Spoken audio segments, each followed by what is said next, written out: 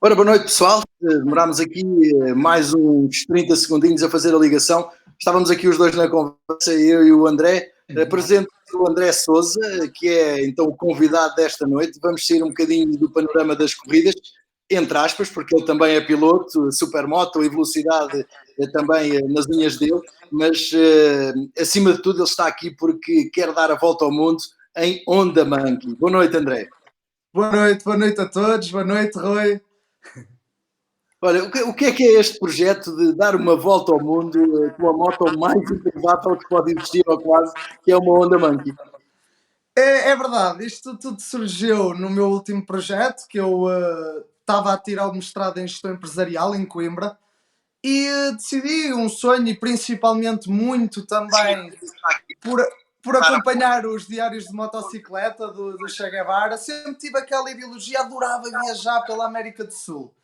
E logicamente eu, tanto tão relacionado e a minha maior paixão serem as motas, imediatamente foi, quero dar a volta à América do Sul numa moto.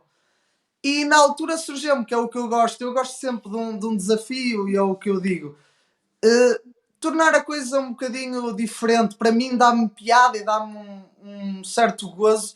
E na altura foi a moto mais barata, a 125 mais barata que havia da Honda no Brasil, que consegui o apoio da Honda Brasil e percorri todos os países da América do Sul numa 125, que era a Honda CG 125, fabricada no Brasil, uma moto de kicks, não tinha motor de arranque, não tinha travões de disco, tudo tambor, e arranquei e percorri todos os países que existiam com via terrestre e foram 24.225 quilómetros em 120 dias que passei tudo, desde o deserto mais árido do mundo, que foi o Atacama, atingi 5.200 metros de altitude, na Bolívia, menos 15 graus. Tenho muitas recordações, muito, e essa viagem, podemos falar dela também um bocadinho mais para a frente, foi a origem de tudo, porque eu sempre estive relacionado mais com as corridas, mais com a velocidade, e que ainda corro, tive uma lesão no pulso esquerdo que partiu o escafoide e tive de tirar um osso do braço para colocar no escafoide, aqui no pulso, depois de uma queda de moto, e então impossibilitou-me os últimos 2 anos de correr. E descobri que estava partido exatamente nesta viagem. Fiz a viagem toda com o osso partido e quando cheguei a Portugal, dores, andava com um pulso elástico, detectaram que o osso tinha degenerado, tinha morrido e apodreceu, não é? Eu tive tirado o braço para colocar na mão, que já não tinha osso. Olha, eu estou a ver que tu tens uma escola das corridas. Eu sei que estás ligado ao grupo motorizado do Troço, Clube motorizado trouxe, exatamente. Supermoto, estiveste também com a seleção nacional. Supermoto nem tanto. Supermoto eu estou mais na parte até a dar um bocadinho do apoio na federação, a parte administrativa, etc. Porque não tenho podido correr, porque eu sempre corri foi mesmo em velocidade. Costumo andar nas supermotos mais a tratar da papelada, para estar sempre envolvido nas corridas, já que não podia correr. Até agora envolvi-me um bocadinho mais na parte administrativa, agora estou a 100%, já poderei correr, vem este projeto quando voltar, está tudo em pé para continuar a correr em 600 centímetros cúbicos, principalmente, que era a classe que eu estava a correr, nas Superstock 600, e seguir sempre um bocadinho o objetivo das corridas. Olha, esta vontade de viajar surge depois de uma. Mas há alguém normal, entre aspas, quereria começar com algo mais fraco. Tu começas com uma viagem na América do Sul e agora preparas-te para uma viagem que é uma viagem de vida, naturalmente, que é uma coisa que não vai demorar nem um mês, nem 2 meses. Qual é o espaço temporal que tu tens destinado para esta viagem?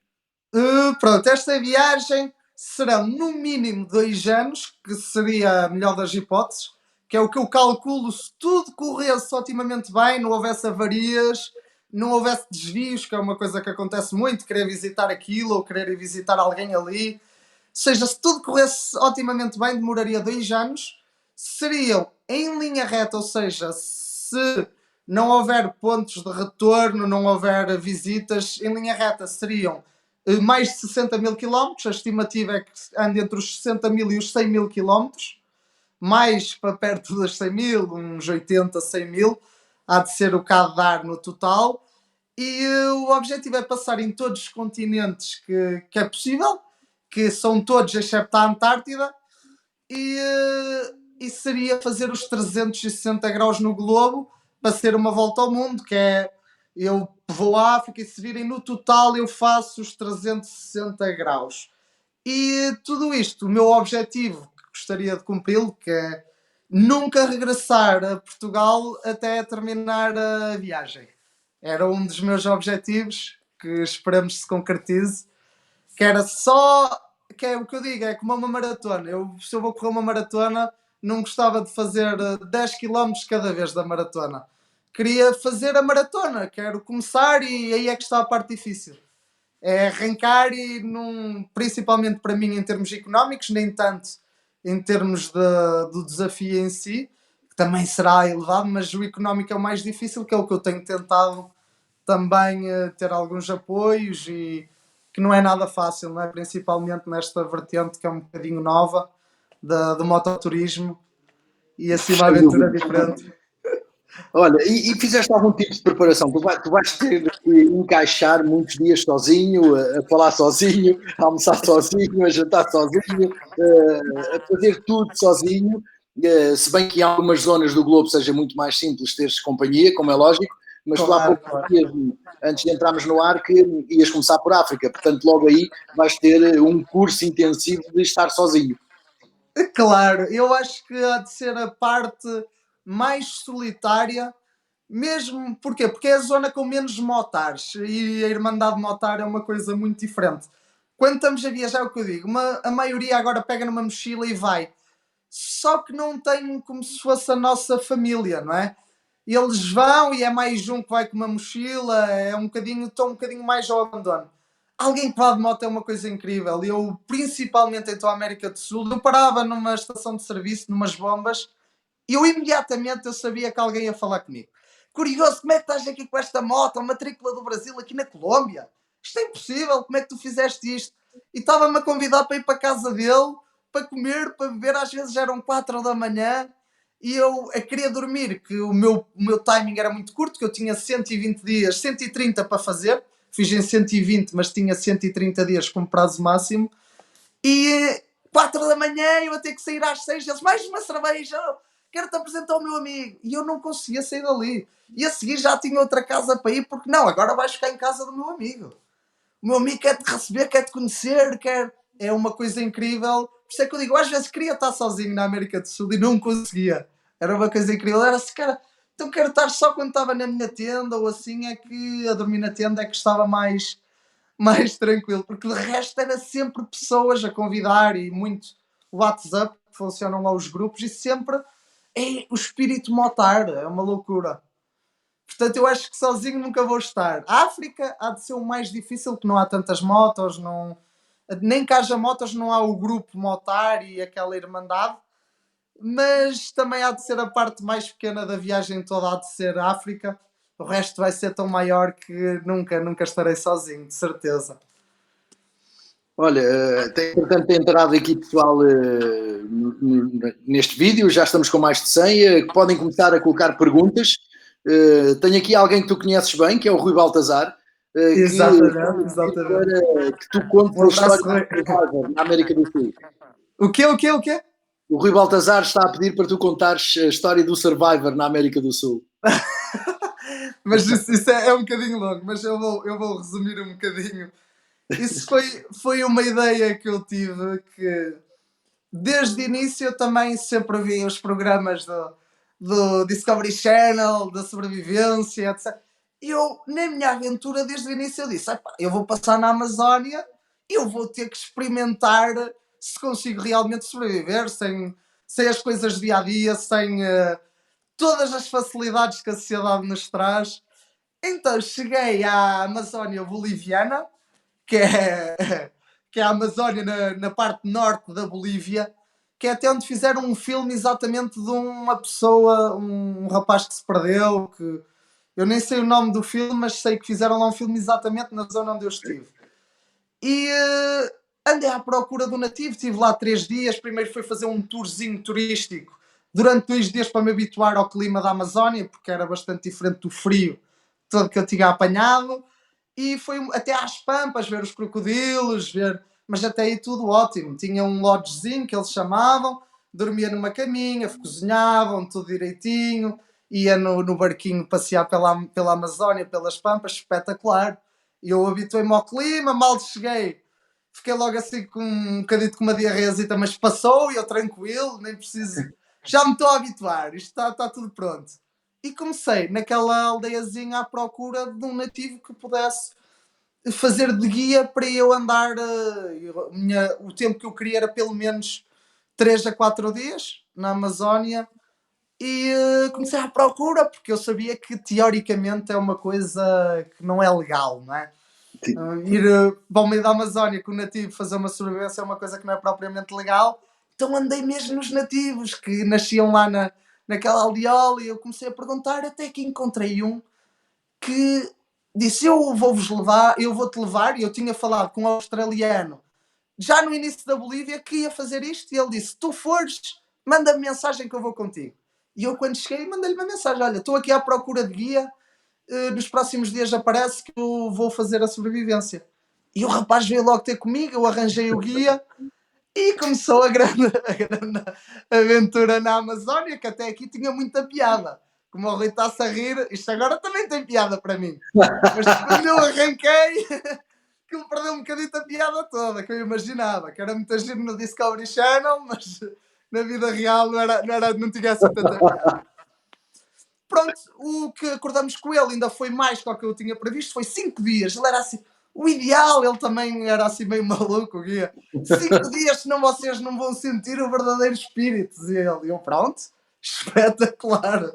É 5 dias, vamos 5 dias. Então, lá chegou o australiano só falava inglês, eu falo minimamente bem o espanhol, era eu que traduzia de inglês para espanhol e de espanhol para inglês. E arrancamos então e fomos umas valentes horas num barquito que ele alugou a um nativo. São barcos feitos mesmo de um tronco, que metem um motorzito pai de 5 cavalos, não é? Andamos umas horas valentes pelo meio do rio, até que ele, olha, paramos aqui. E nós tínhamos acordado que naquela zona que ele já tinha visto no mapa, que ficava umas valentes horas de distância da aldeia, que iríamos caminhar praticamente em linha reta, que daria 3 dias a caminhar intensivamente e que intensivamente na Amazónia, né? Faz-se para aí 1 km por hora ou 2 km por hora, que aquilo é bastante denso ainda. E andávamos em linha reta até voltar a encontrar o rio. O objetivo era construir um barquinho, uma balsa, com a madeira que encontrássemos, que era a madeira de balsa, e voltar ao ponto de origem. E 5 dias a seguir vinha o homem do barco. Nós não tínhamos telemóvel, não havia nada ali, não é? Por Amazónia, o nosso acordo era: olha, daqui a 5 dias aqui. Mas ao início eu achei que aquilo era muito seguro. Eu era espetáculo, isto está aqui tudo organizado perfeitamente. Pronto, e o primeiro dia arrancamos, foi logo uma das histórias mais engraçadas, que caminhamos um bocadinho, não é? O primeiro dia uma pessoa ainda não está habituada àquilo, aquilo tem mosquitos muito pequeninos, parecem os nossos mosquitos da fruta. Só que quando picam, fica uma gotícula de sangue na pele logo. Aquilo são carnívoros, parece que têm dentes mesmo. São mesmo agressivos. E nós fomos, caminhamos para aí uns 5 km e paramos para fazer a nossa casa, que nós todos os dias não levávamos comida. A única coisa que levávamos eram umas botas por causa das cobras e das tarântulas, daquelas altas. Era uma katana e um mosquiteiro. E uma lanterna para a noite. O mosquiteiro era para os mosquitos não atacarem, mas tínhamos que prender em alguns paus, porque é uma redezinha, não é? Que não, aquilo sozinho não dá para nada, não é uma tenda. E dormíamos direto no chão. Então pronto, andamos 5 km, começar a folhas de palmeira, a construir a casa, a limpar o chão, que aquilo, a Amazónia tem assim uma camada de folhas podres, etc.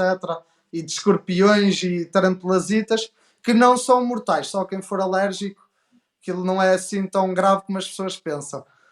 Mas assusta um bocadinho ao início, depois um gajo habitua-se. E então, aí o primeiro dia foi uma das histórias mais engraçadas, que foi, eles lá acreditam na Pachamama, que é o deus da natureza, da terra. E eles acreditam muito no espírito, isto vem dos Incas, que acreditam muito no espírito, na Pachamama, espírito da terra. Então ele, para nos dar sorte, ele como era nativo acreditava mesmo muito naquilo, fez um buraco na terra e começou a meter álcool a 96%, que eles têm lá, álcool a 96% potável, começava a meter na terra e a dar-nos uma tampinha a cada um de nós dois. Nós bebíamos. A seguir, folhas de coca que eles usam, que não é o que as pessoas pensam que é droga, não. As folhas de coca são legais naqueles países e servem, os mineiros, por exemplo, trabalham horas a fio com aquilo. Dar energia, tirar os sintomas de cansaço e os sintomas de altitude. Nas zonas mais altas da Bolívia também mascava muitas folhas de coca, mas não se sente nenhum efeito. Ou seja, não... é como o café. Eu comparo muito connosco o café, só que tira a fome, etc. E ele metia as É um folhas Red de Bull. coca, é um Red Bull, praticamente. E dava-nos folhas de coca a nós, para mascar. Depois um cigarro, metia o cigarro no chão e dava um cigarro a cada um. Começava a fumar e metia o fumo para as mãos e começava a dizer: a Pachamama, o espírito, está aqui entre nós, está-me a dizer que nós vamos caçar no segundo dia, vamos conseguir alimentar-nos. E começava a ler aquilo, não é? E eu não sou nada crente nessas coisas, mas eu era assim: não vou estar aqui a dizer nada, que o homem está-nos a levar, estou aqui bem com ele, deixa ver onde é que isto vai. E o incrível foi que no meio disto tudo, e eu já assim um bocado acagaçado, que eu não gosto assim muito de espíritos, não é? Eu não acredito, mas tenho sempre aquele medito. Isto já está aqui a assustar um bocadito. E de repente começamos a ouvir uns passos, mas para mim, sinceramente, sem aquela noção de ainda estar na Amazónia, parecia-me realmente os passos de um humano. Uma coisa a ouvir os ramos tric, e, e imediatamente até perguntei: que passa, que passa? E ele: levantem-se, peguem na katana. E eu levantei-me, o guia levantou-se, eu levantei-me, e o australiano, não é? Em espanhol: levantem-se e peguem na katana. E ele: nenhuma nem duas, vemos a levantar, levanta-se também, mas sem katana, sem nada. O que era? O guia depois acendeu a lanterna e era um jaguar que estava a uns 10 metros de nós, que acendeu a luz, começou a rosnar, e é o que eu digo sempre: foi das experiências mais agressivas da minha vida, que é, aqui não há heróis. Eu tinha uma katana na mão e senti tão dormente que eu juro, o jaguar podia fazer o que quisesse, que eu não ia fazer nada. Eu estava dormente branco, quando um gajo sente o sangue nos pés. Eu era assim: já foi. Eu olhava para a faca e eu era assim: ui, o que é que eu faço com isto? Foi mesmo aquela sensação de todo desgraçado. E porquê também? Porque acompanhado disto tudo, não é? O meu guia, que era o nativo, durão e tal, começou a rezar à Pachamama, Pachamama, Pachamama. E eu: ai Jesus, ele a rezar, e eu aqui, já estou desgraçado. E aí foi o que mais me assustou, e eu borrei-me todo. E por sorte, não é? O jaguar, e pelo que ele diz, é raríssimo atacar. Se fosse uma pessoa, ainda havia uma certa probabilidade, mesmo assim baixa, mas um gajo não sabe. Quando vê aquele filme todo, um gajo nem sabe se ataca, que animal quase é. Um gajo borra-se todo. Um gajo, Jesus. Quando aquilo passou, aí é que eu mascava folhas de coca, que era para ver se não desmaiava. E pronto, isto depois foi o decorrer dos dias. Para resumir um bocadinho, porque isto foram muitas histórias, isto foi uma experiência um bocado hardcore, e também foi até ao canal do Rui Unas também contaram especificamente esta aventura. Também quem quiser ver pode ver no Maluco Beleza. E pronto, depois o australiano começou-se a sentir muito mal, diarreias, porque nós víamos água direta do rio, verde totalmente. Era raríssimo encontrar as lianas, que eles chamam, que têm água da seiva. Então ele começou com diarreias, nós não comemos durante as primeiras 32 horas. Depois comemos uma piranhita, uma cobra muito pequenita, que eu apanhei, que é outra coisa engraçada, que foi o guia, disse: André, mata, mata! E eu, desesperado, cheio da fome, matei a cobrita. Eu era assim, coitadita, muito pequenita. E o guia vira-se para mim e diz assim: ainda bem que a mataste, essa era das mais peligrosas. Isto é as mais perigosas que havia aqui na Amazónia. Obrigado, pá, isto já está mesmo a correr bem. E pronto, isto foi muito duro porque não conseguíamos comer, perdíamos a energia, eu comecei totalmente a saber, não sabia o que era fome, quase a desistir. O australiano diarreias parou completamente, a termos de construir o barco. Foi muito duro e o australiano quase morria lá. E estávamos preocupados porque ninguém tinha comida, ele muito mal. Tínhamos 5 dias para estar lá o barco, senão ia o barco embora, não é? Depois ia ser uma chatice. Lá nos haviam de encontrar, mas não ia ser fácil, não é? E foi um bocadinho complicado. Estou a não me alongar muito, com muitas peripécias no meio disto tudo. Sei um bocadinho Muito esta bom, a muito história. bom. Olha, esta moto, a Honda Monkey, eu vou continuando à espera de perguntas. A malta tem vindo a aderir, mas continuo à espera de perguntas. Coloquem perguntas que queiram colocar ao André. Mas esta Monkey tem alguma preparação especial ou nem por isso? Tem preparação especial somente de acessórios, ou seja, em termos de, de estilística, nunca de motor totalmente original. A única coisa, eletrónicas, tudo totalmente original. A única coisa que trocamos foi o escape, mesmo assim, para um original da Honda, porque eu tenho o patrocínio da Honda Portugal mesmo, que agradeço imenso, que forneceram a moto e forneceram toda a preparação é feita pela Mototour de Vila Nova de Gaia, que é o concessionário aqui mais perto, que eu agradeço também. E todas as peças que for preciso substituição ou parte ou tudo o que for de revisões vão ser enviadas para onde eu estiver pela Honda Portugal. Portanto, isto facilita logo imenso a parte da moto, não é? De dar uma certa confiança e credibilidade em termos de motor, porque senão podia partir e eu não ter quem me enviasse peças, não ter. Porque esta moto só tem peças Estados Unidos, Tailândia, Europa e eu a Austrália ainda não estou certo, mas não é muitos sítios que existe. Na Ásia toda não existe, só mesmo o Japão que eu não irei passar. Tailândia, onde eu vou passar, a África não tem, América do Sul, Central não tem, e na América do Norte só os Estados Unidos é que têm. O que é que foi alterado nesta moto? Foram adaptados 2 bidões de combustível na parte de trás da moto, que tem 5 litros cada um. Porquê? Porque o depósito da moto só tem 5 litros. E então, com peso tudo, dá-me para 200 km, ou seja, 2,5 litros aos 100, com a moto carregada, o que não é nada, mas mesmo assim só me daria para 200 km. E como eu na América do Sul, houve troços que eu tive 1000 km sem um posto de combustível, que tinha que carregar o combustível. Na outra eu tinha um depósito de 15 litros, nesta de 5. Adaptei mais outros 2 e levo um saco de emergência, que é quase um saco de congelados, que leva 7 litros, só mesmo se eu precisar, para levar mais para as zonas mais desérticas, que é mesmo deserto, que é o mais complicado. E foi colocada a suspensão da CBF 125 atrás, porque as outras, com o peso todo, aquela moto não está preparada a levar cerca de 50 kg na parte de trás, não é? De carga.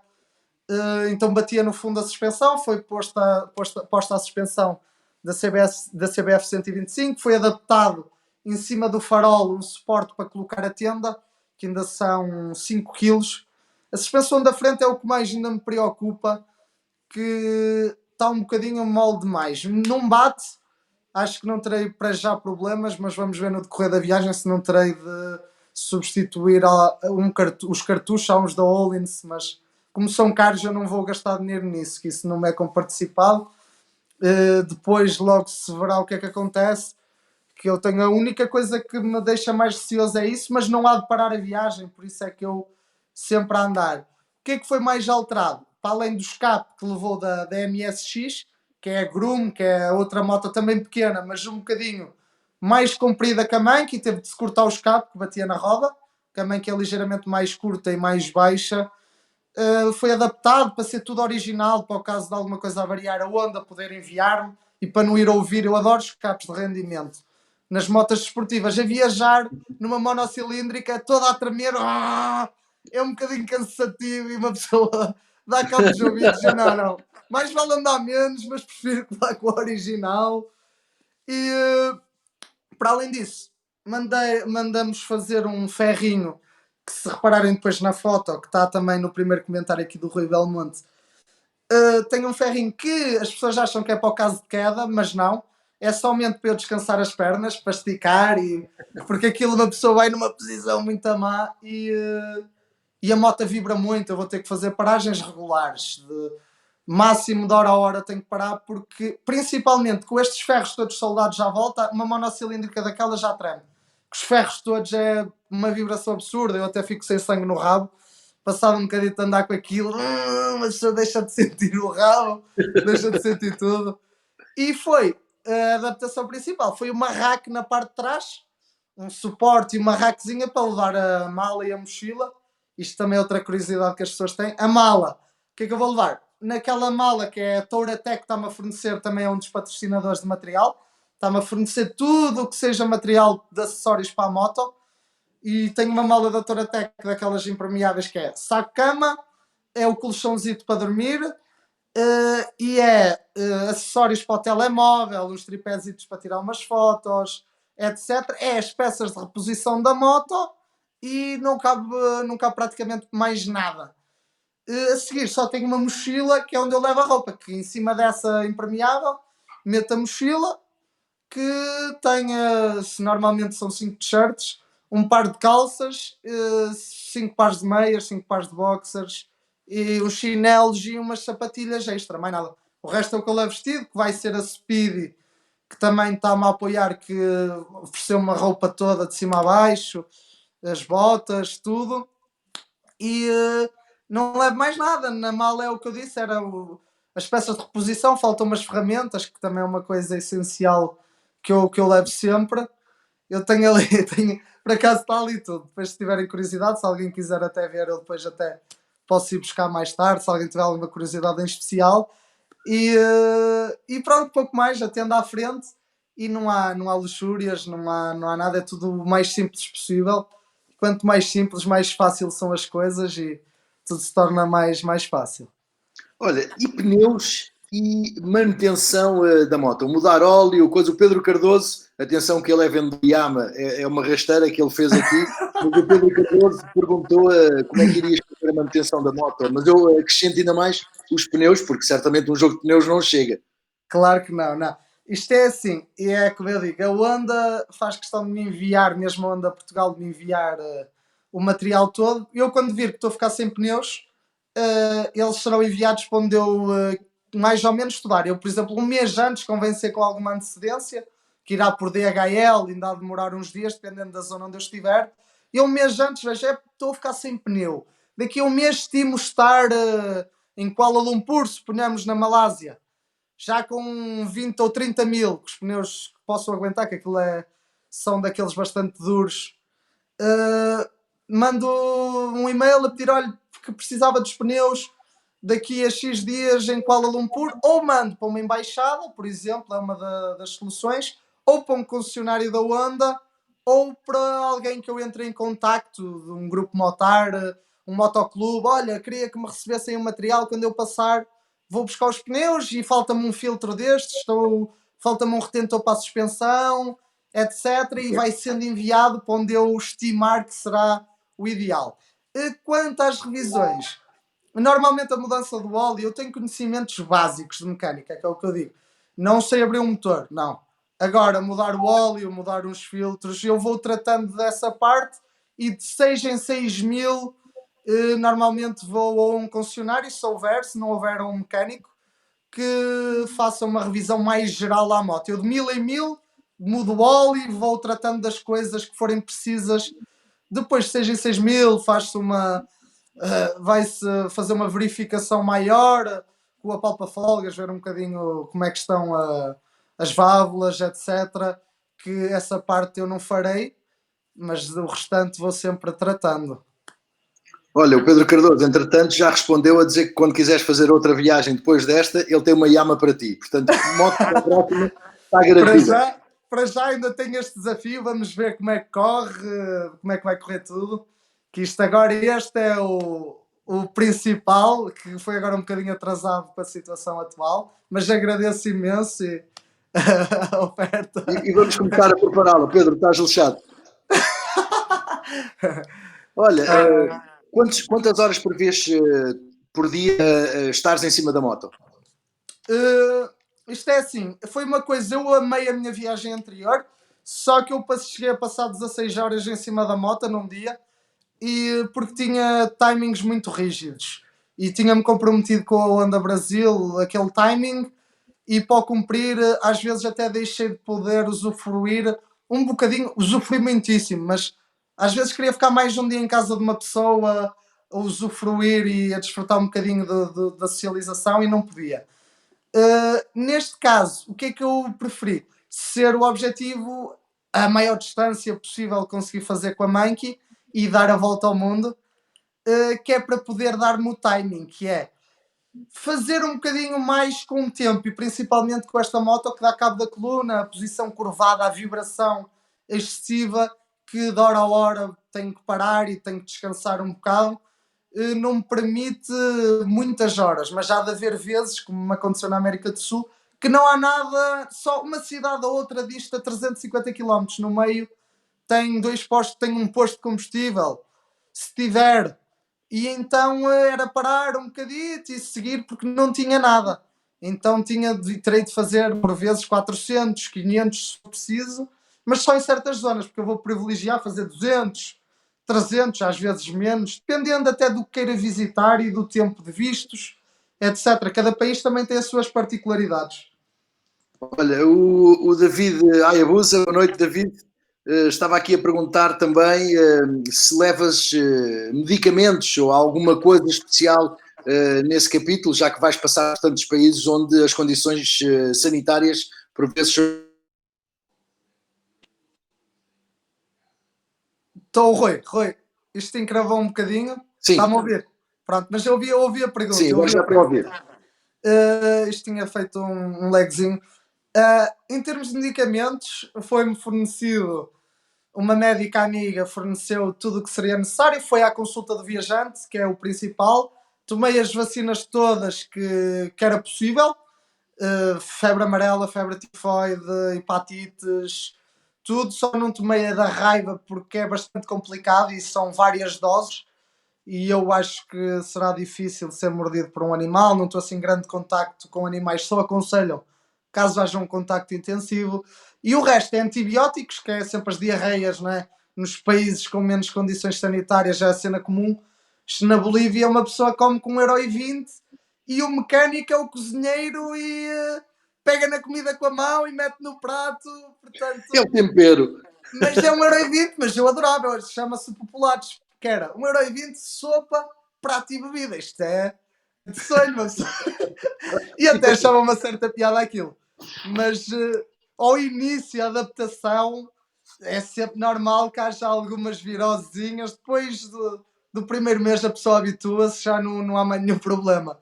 E é antibióticos, levar antibióticos e tudo. Comprimidos para a diarreia que eu levo sempre, tudo, até azias, tudo o que seja essencial à viagem. Tenho um kit que tem tudo, tenho um purificador de água, que é uma coisa essencial para beber dos rios, por exemplo, que na outra viagem não tinha e fez-me falta, que é uma palhinha que elimina 99,9% das bactérias. Tenho uns comprimidos para meter na água, porque eu em Caracas também pus-me a beber uns copos lá com os amigos. Cheguei ao hotel e pus-me a beber água da torneira, esqueci-me que estava em Caracas. Por acaso, não fiquei muito mal, mas podia ter corrido muito mal. Levo agora uns comprimidinhos que a Toratec me forneceu para meter, para desinfetar a água. E ter esses cuidados. Eu nunca tive muitos, mas convém sempre ter alguns, porque pode correr mal. olha, tinha aqui também outra pergunta que era. Agora perdi-o aqui, mas já o vou encontrar, que ele não está aqui muito longe. O Tiago Leão, qual é o teu Instagram para te ir seguindo? Pronto, é o principal. A minha plataforma principal é o Instagram, que é ride underscore that underscore monkey, que é o nome da viagem, que é Ride That Monkey, só que separado pelo underscore. Se alguém quiser escrever até nos comentários, ride underscore that underscore monkey, e vai ser a plataforma principal onde eu vou partilhar tudo, as histórias, o que é que está a acontecer, que é o que eu digo. Eu, felizmente e infelizmente, eu tenho muitos patrocinadores de material, mas para um orçamento de uma viagem de uma volta ao mundo é muito difícil, que ronda, que era o que eu estava até a falar com o Rui antes de começarmos o direto, ronda à volta de 50 mil euros sem dormidas, porque eu ou durmo na tenda ou durmo em casa dos motares, que é coisa que eu também disse ao Rui, que é eu viajo por pessoas e por culturas e não por monumentos. A mim ir para um país para estar num hotel e para ir à praia para ver os monumentos turísticos só, para mim não vale nada. Eu gosto de estar a dormir na casa das pessoas, a ver o que é que elas comem, onde é que é o bar que elas vão, como é que o grupo motar deles convive, o que é que estão a fazer, e é isso que me dá prazer, ir conhecendo e ter um bocadinho um amigo em cada canto do mundo. E infelizmente é muito difícil arranjar patrocínios para tudo, são 50 mil euros praticamente, sem dormidas, e é o que eu digo, material, tudo, tenho tido essa sorte, só que em termos financeiros tenho 10% do total, e é o que eu digo, não, é muito difícil e é um sonho que eu tenho, e eu sou daquelas pessoas que vou arrancar, irei arrancar, sem dúvida, e arrancar agora no final do mês, e acredito que no caminho e durante a aventura também haja mais empresas que querem apoiar e que acham piada esta loucura, que é uma loucura, e digo, epá, este rapaz até merece, vou-lhe dar uma ajuda. E vou também vender, vou ter um site que ainda não está ativo, que está associado ao Instagram, está a ser tratado um site até pela Loba, que é outro patrocinador que ajuda na parte do mediatismo, da assessoria de imprensa, que trata desta parte e que vou vender umas t-shirts da aventura, um bocadinho para ir ajudando e onde for preciso, não é? Também ir trabalhar num barzinho de um grupo motar, ir na Austrália, por exemplo, estou a pensar em ir para os cultivos, pá, nem que seja fazer ali uma paragem de um mês, ir para os cultivos, porque eu tenho mestrado em gestão, mas nunca hei de conseguir fazer nada com isto, não é? Por um curto espaço. Então, até nem que seja na Austrália, que ganhava logo para aí 3 mil euros no mês, já me dava para enviar a moto para a América do Sul, porque cada envio internacional são à volta depende da zona, 2 3 mil euros, depende também do negócio que se arranja, mas são muito caros. E eu tenho vários e seguros, todos os documentos, que é o que eu digo, que ao atrasar a viagem atrasou uma documentação toda também que vai ter custos mais elevados, estão à volta de 1000 euros encravados em vistos em documentos para a viagem, com validade, que vai estragar um bocadinho mais um orçamento desta parte. Já o que eu digo, mesmo assim o que eu quero é arrancar e sem dúvida isto vai correr bem, e sigam no Instagram que eu vou colocando tudo. E é um bocadinho o Instagram, que era isto que eu queria dizer, que move um bocadinho as pessoas. Eu sou uma pessoa que nunca foi muito de redes sociais e é o que eu digo, o meu sonho um dia é poder viajar sem telemóvel. É o meu sonho, era o que eu mais adorava, era poder fazer esta volta ao mundo sem o telemóvel, porque mas neste momento não é possível, porque é daí que vem um bocadinho a ajuda e tudo o que eu vou ganhar um bocadinho para conseguir ajudar a viagem. E então eu a cada vez mais tento e esforço-me por colocar mais coisas, histórias e mostrar às pessoas realmente o que é que eu estou a passar. E é o que eu digo, a coisa que eu mais gosto é a genuinidade e mostrar, o que eu mais gosto de mostrar é o problema de onde é que eu apareci, onde é que eu dormi, o que é que aconteceu, não aquela coisa de olhem o monumento, que bonito, para vocês para entrarem aqui pagam um X, não. Eu mostro histórias de viagem e experiências, que é o que eu acho que é o mais interessante na minha viagem. Algum local que tu tens no teu mapa, na tua linha de caminho para esta viagem, ou alguns locais certamente, mas há algum que seja especial, aquele que tu queres ir visitar e que aconteça o que acontecer, tu irás lá? Isto, isto parece ridículo, mas eu apaixonei-me tanto pela América do Sul que o meu grande objetivo é voltar a passar nos meus amigos lá e nas pessoas que eu conheci. Porque é aquela coisa de quem me ajudou e eu tive uma situação que foi perder, eu perdi o dinheiro todo na Colômbia. Felizmente uma mala abriu-se, eu também, eu vou explicar bem. Isto foi, toda a América do Sul, eu fui no nosso verão, que é o inverno no outro hemisfério, que é o caso da América do Sul, e aquilo tem os Andes, que tem altitudes enormes, é super frio. Então, quando eu cheguei à zona quente, que é o norte, quando se muda de hemisfério, que é Colômbia, etc., que estava no verão lá, eu, feito maluco, pus-me a fazer 600 km num dia de calçõezinhos de banho, tronco nu e chinelos de dedo. Havaianas e vai ele, fones nos ouvidos, a ouvir a minha música, a cantar, todo contente. Infelizmente, numa lomba, a mala abriu-se e era onde eu tinha colocado o dinheiro todo, porque normalmente ia escondido no meu equipamento, nas joelheiras, nas palmilhas. Então, como eu não tinha o equipamento, decidi meter tudo na carteira e fechar na mala, que eu era assim, aqui não perco. Azar que nesse Ele, dia abriu-se a mala, caiu a carteira, caiu a roupa, caiu tudo e nunca mais apareceu nada. Só consegui encontrar uma camisola que o símbolo da minha viagem anterior, que é este, que estava rasgado e ninguém a quis. pois, Então, eu voltei para trás, isto até foi um senhor, eu ia ouvir música e houve um senhor que começou-me a buzinar, e eu não é, começou português, nós somos um bocadinho agressivos no trânsito e alguém começa a buzinar, o que é que tu queres, pá? Oh, oh, põe-te a andar, pá, o que é que... E não, o senhor até me queria ajudar, não, não, olha.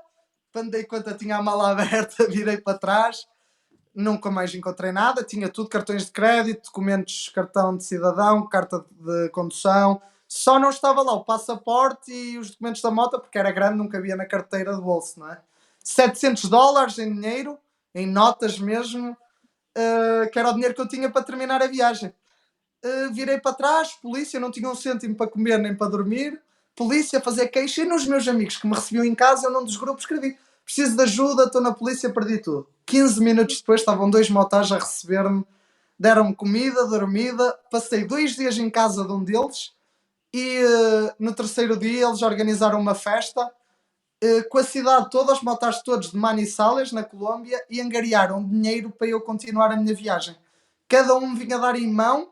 André, olha, para terminar, está aqui 20 euros, 1 euro o que fosse, e dava-me em mão. E um dos meus objetivos era chegar lá e poder pagar agora um jantar, o que quer que seja, um meeting, dependendo da minha capacidade, quando lá chegar. Se eu tiver possibilidade, gostava de lhes pagar um jantar em agradecimento e estar com eles todos outra vez, que foram, se não eram eles, eu não estava aqui a contar a história e a falar com o Rui. olha, sem dúvida. Tenho aqui mais algumas perguntinhas que estão aqui a aparecer. Havia aqui uma pergunta. O Pedro Canedo, há alguma conta donativo para te poder ajudar? Para já ainda não. Porque o que eu digo é, eu tenho uma filosofia que é, eu não conseguiria pedir, eu gostava de fazer um crowdfunding, mas nunca antes de arrancar, porque eu não gosto de estar a pedir sem estar mesmo, demonstrar alguma coisa às pessoas, senão as pessoas dizem, olha, este rapaz ainda não fez nada, ainda não arrancou e está aqui a querer donativos. Então, e Isso é provas. normal. Isso é Mas normal. a mim custa-me um bocado, eu tenho um bocadinho sempre, custa muito pedir, é uma das coisas que me custa.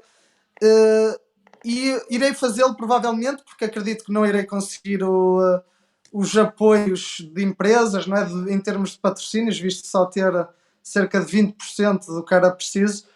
E depois de arrancar, eu sempre tive uma ideia que é, depois até dos primeiros fundos, de gastar os primeiros fundos e ver já estou a precisar e está a ficar bastante complicado, era até um dos meus objetivos, era no depósito, cada pessoa que der, depois vou ver, X valor, e eu escrever com uma caneta permanente o nome da pessoa para me poder acompanhar na viagem, ou um bocadinho estar ali o nome presente de quem deu uma ajuda a isso, e dependendo dos valores, e oferecer um postal de uma zona do mundo, e acredito que sim, que vá fazê-lo depois de arrancar, porque custa-me estar antes de partir, ainda por cima agora que até se atrasou, porque era suposto eu uma semana e meia estaria já em direção a Marrocos e só regressaria daqui a uns anos.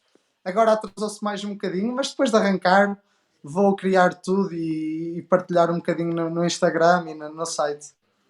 Tu vais arrancar por África. Falaste-me há pouco também disso, que vai ser a primeira fase da viagem. Porquê essa rota em direção à África? Um bocadinho porque o meu objetivo é o passar em todos os continentes.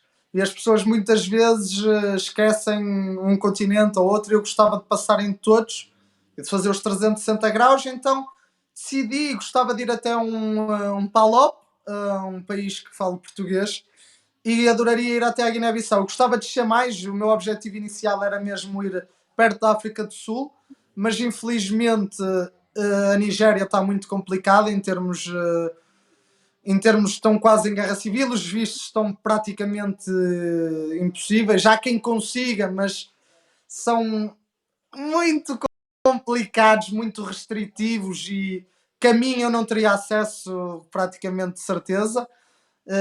E então vou descer até onde puder e voltar a subir. O meu objetivo seria a Guiné-Bissau, que também está com alguns problemas agora em termos políticos, mas se tudo estiver normal quando assim for, até a Guiné-Bissau vou, depois tem Darfur no meio, não consigo ir para este, para baixo está a Nigéria complicado, eu não tenho outra hipótese, vou voltar a subir e vou entrar novamente na Europa, vou em direção à Turquia, faço a Europa toda até à Turquia, Irão, Paquistão, Índia, Myanmar, Tailândia, Laos, Camboja, Malásia, Singapura.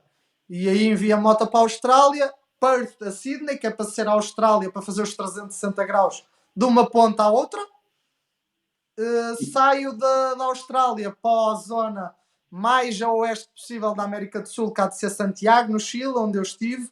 Isto aqui também depende muito dos preços. Se me disserem assim, olha, se for para o lado para a Argentina, é mais barato, sai a 2.500 em vez de 3.000. E eu é lógico que vou para a Argentina e depois vou em direção a Santiago e continuo. Isto, o ponto de chegada é um bocadinho aleatório, mas o roteiro será sempre o mesmo. E vai ser um bocadinho por aí. Depois subo, tenho o Darien Gap ali entre a América do Sul e a América Central, na Colômbia, e eu irei fazer de barco, não é? São mais 1.500 euros, normalmente que há um barco que leva 1.200 ou 1.500 euros que cobram para passar durante 4 ou 5 dias para chegar ao Panamá. Depois Panamá, América Central toda, até aos Estados Unidos, e termino Canadá para a Europa e faço os países continentais todos da Europa que puder entrar. É o meu objetivo, que é quando a moto acredito que já esteja mais debilitada e onde tenho mais acesso à manutenção, é terminar na Europa a fazer o resto dos países, que ao início não me vou preocupar com a Europa, vai ser mais um ponto de passagem rápida que de visita. Olha, o Miguel Flores estava aqui a perguntar também, ele que é fotógrafo, se te lembras da melhor fotografia ou aquela que é para ti a melhor fotografia da última viagem e o que é que pensaste no momento em que tiraste essa fotografia? Um abraço para o Miguel Flores, que tirava muitas fotos quando eu Stuga Bikers, quando eu andava de moto, quando eu corria.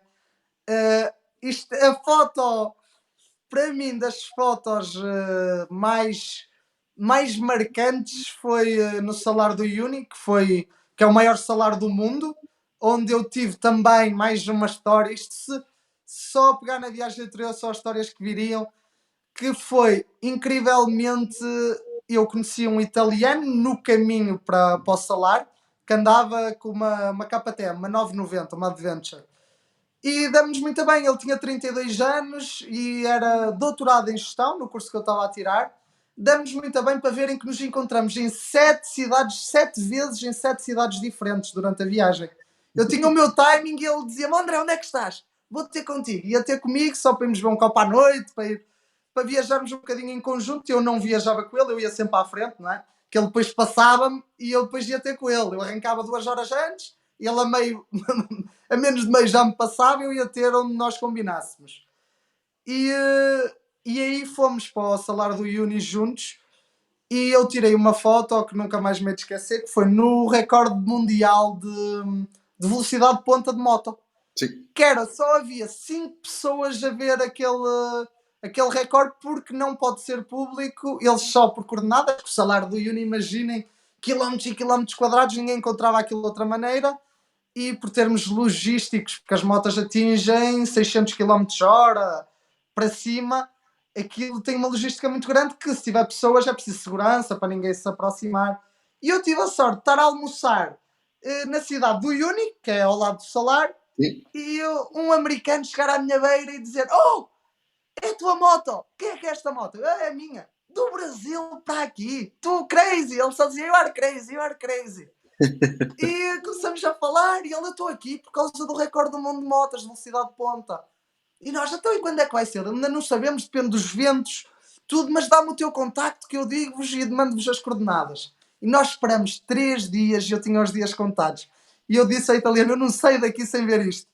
Por sorte, no último dia, nós até fomos visitar outra cidade, entretanto, porque o meu timing era curto, eu vim atrás na KTM dele depois, voltamos, nesse dia foi cancelado, voltamos para lá, eu vim com a minha moto, uma confusão muito grande, e conseguimos ver o recorde do mundo e tirar uma foto com a bandeira de Portugal lá, e só éramos 5 pessoas estavam a viajar de moto, que eles conheceram no caminho e convidaram, e foi aquele momento que eu disse, nunca imaginei na minha vida ver isto, e sempre vi, principalmente quando faziam na América, não é? Que o Sim. Salar da América é o mais conhecido, e eu nunca imaginei poder ver ao vivo, e foi incrível, e estar a lidar direto com eles, como se fôssemos amigos, porque ali não há o pit lane, não é? Não há separação, está ali E bué da não há pouca gente barreira. a ver como é que eles cronometravam, como é que eles mediam a velocidade, estar ao lado da máquina, foi incrível, e essa foto foi a que pum, que eu penso, nunca imaginei ter esta foto. Muito bem. Excelente. Ora, o Daniel Martins estava aqui a perguntar também como é que vai gerir as saudades de casa, dos amigos. Naturalmente que hoje é um bocadinho mais fácil, mas haverá momentos mais complicados. Claro, mas é o que eu digo. Eu, quando arranquei na última viagem, pensei que era muito pior que o que realmente é. Ou seja, uma pessoa encontra tanta coisa, está sempre tão ocupado, que às vezes até custa lidar com a parte de cá, porque tenho preocupado, tenho que fazer isto, e tenho que ir para ali, tenho que tratar disto, e este convida. E é lógico que há saudades, mas hoje em dia, como estamos aqui a falar, que parece que estou aí ao seu lado, tudo. Exatamente. Hoje em dia falo e ligo ao meu pai uma vez por semana, normalmente, porque também muitas zonas nem sequer tenho rede, e é uma vez por semana, e com os amigos já é principalmente pelo Instagram, comentam as histórias, e eu normalmente tiro, por exemplo, 2, 3 horas, que esteja deitado já na tenda, uma zona que tenha rede, ou em casa de alguém que tenha internet, e respondo a todos de seguida, e dá uma motivação enorme, porque principalmente muitos brasileiros que acompanharam a minha aventura, que até às vezes sensibiliza, que eles diziam, com essa moto, que é a moto que eu vou para o trabalho, nunca imaginei, você motivou-me a viajar, nunca imaginei que fosse possível com uma moto de pobre, e são coisas que, por exemplo, agora, se calhar se eu for ler não me sensibiliza tanto, mas quem está a passar naquilo tudo e a viver aquilo ao mais alto nível lê aquilo e fica, epá, este gajo espetacular, isto vale tudo, esta viagem vale tudo, o lado humano, social, é incrível. E então vou sempre mantendo e acredito esta mais tempo será, e o objetivo principal será não regressar, mas temos sempre esta facilidade, e a maioria dos momentos são bons. Maus, eu sinceramente nem recordo assim um momento muito mau. Foi quando perdi o dinheiro, por exemplo, o início foi muito a mal. Mas quando eu vi que me estavam a ajudar e quando eu vi que angariaram fundos para mim, tudo, eu pensei, até valeu a pena ter perdido o dinheiro para poder conhecer estas pessoas e para perceber que se calhar no meu próprio país muitas pessoas não fariam o que eles fizeram por mim, por exemplo. Pensar, epá, todo o outro lado ninguém me conhece e estão-me a ajudar tanto, não é? Claro. Vale muito a pena. Olha, estava aqui o Rui Guimarães a perguntar se não tens receio de não conseguir fazer a viagem pela moto que escolheste, não ser a indicada e ser uma moto complicada até para viajar. Não, é o que eu digo. Eu, para mim, tem que ser, tem que a fazer, tem que a fazer. De pronto, é o que eu digo. A suspensão da frente parte, vai a bater no fundo. Temos que andar para a frente, a moto não vai parar, parte o motor. Nem que eu esteja um mês à espera que venham as peças, que tenha de trocar, tenha que arranjar alguém que troque o motor. Aconteça o que acontecer, acredito que a moto vai aguentar. Agora, sei que vou ter muitos percalços, isto não há dúvida, não é? Com a moto que eu escolhi, é uma moto, e principalmente com o escape que levou, é uma moto. Aquele escape, eu não podia ter o escape de origem porque para os bidões, aquele escape vai por cima, não conseguia colocar o bidão do lado direito. Então teve de se colocar o da MSX por baixo, e a altura é muito baixa. Eu subi um passeio, bate logo. Então eu sei que em África tudo, aquele escape ainda vai provavelmente até soltar-se ou algo do género, porque vai dar muita pancada, as suspensões não vai ser muito complicado, tudo. Tudo a moto não foi fabricada, até o peso. Uma moto com 9 cavalos, que é o que a moto tem 4 velocidades só, e vai ter comigo, peso da moto e bagagem, mais 200 quilos para carregar. 9 cavalos com 4 velocidades, não é? Primeiro a embreagem, vai ser sempre a queimar a embreagem, porque ao ter 4 velocidades fica muito longa a primeira, vai ser complicado, e eu sei, mas é isso também que me desafia e que eu gosto. Porquê? Porque faz-me parar em sítios que eu nunca imaginei parar. Se eu tivesse uma moto grande, uma Africa Twin, eu fazia as distâncias muito confortável, muito mais rápido, tudo normal. Mas tirava-me um bocadinho o lado desafiante e não ia conhecer as aldeolas. Como eu vivo em Oliveira das Meias, eu penso muitas vezes, se eu estivesse a viajar no mundo, se a moto variasse aqui, eu ia conhecer isto, senão nunca na vida pararia a conhecer estas pessoas. Então, se eu tiver de fazer curtas distâncias e muita probabilidade até de avaria e de problemas, vai-me fazer ter muito mais experiências diferentes e conhecer muito mais pessoas e locais diferentes. Portanto, isto move-me e é o desafio de viajar entre 50 a 60 km/h, que é a minha média. Totalmente desconfortável, não é? Com vibração, com tudo, posição menos correta, que eu vou sempre de cinta, é bastante complicado. Mas aí é que está, quando eu paro e seja onde for e peço ao sítio onde me dão uma cerveja e dizem, pá, e olha, como é que eu estou aqui a ver esta cerveja do outro lado do mundo? Olho para a moto e digo, incrível, como é que eu fiz isto? E é isso que me move. Esse é o desafio. O desafio é o que eu digo. Eu só viajo, é o que eu digo, não me interessa e cada vez mais. Eu penso muito, a minha ideologia, e da outra vez foi muito a parte comercial até da Honda Brasil, que quis também tirar o seu proveito, que é o que eu digo, é meu patrocinador e acho muito bem que o faça se o quer, que foi até querer registar e meter um bocadinho mais o label de um feito diferente, de recorde, que eu não gosto, sinceramente, e não me revejo na minha maneira de viajar, que é o mais humilde possível, e isso tem custos de milhares e milhares de euros, fazer um registro desses, e que não altera nada do que eu fiz. Acho, nesta aqui é o que eu digo, se alguém quiser fazer uma coisa do género, isso é um patrocinador que eu irá pagar, porque eu nunca na vida o faria, porque eu viajo mesmo, não porque até se sou o primeiro ou não, provavelmente sou e não há registro, não. Mas não é isso que me interessa. O que é que me interessa se mais alguém fez? Até ficava contente, mais alguém viajasse com a mesma moto que eu. A mim o objetivo é chegar ao fim, olhar para uma moto pequena e dizer, dei a volta ao mundo com isto, cara.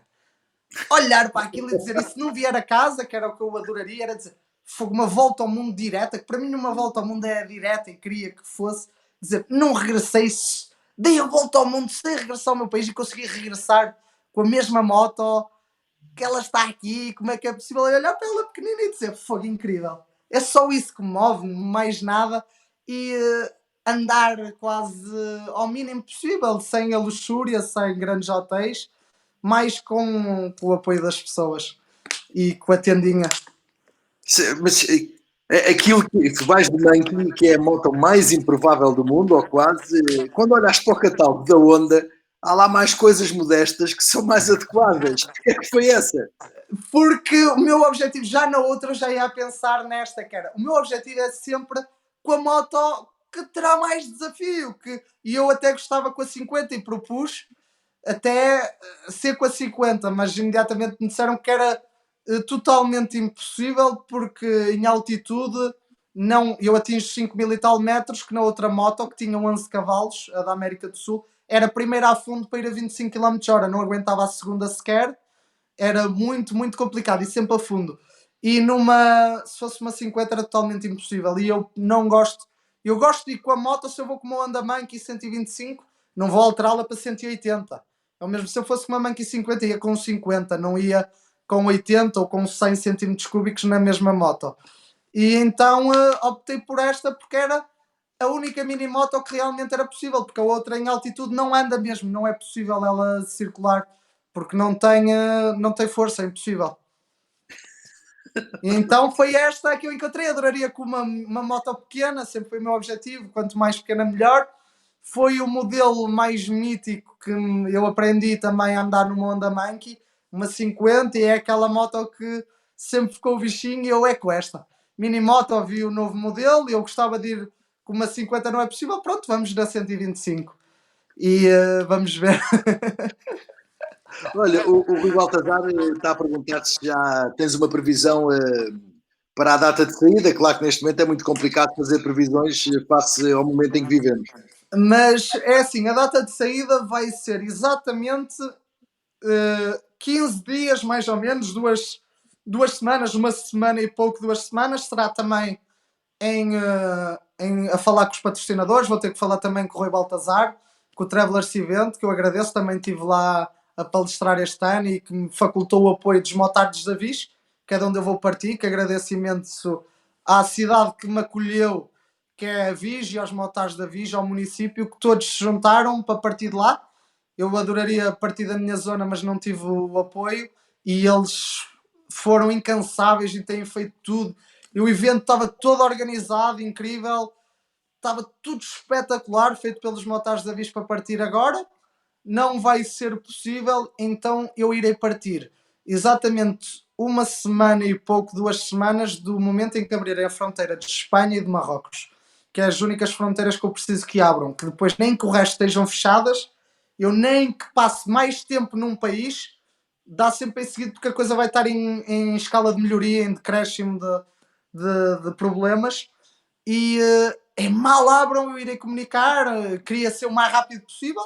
Se os patrocinadores todos puderem na primeira semana, ótimo. Se puderem só passar 2 semanas, marcamos 2 semanas a seguir o evento, e adoraria que todos estivessem presentes, que para mim é um orgulho poder ter lá amigos e principalmente a família Motar, toda a gente que vá de moto e que me queira acompanhar até à fronteira de Espanha.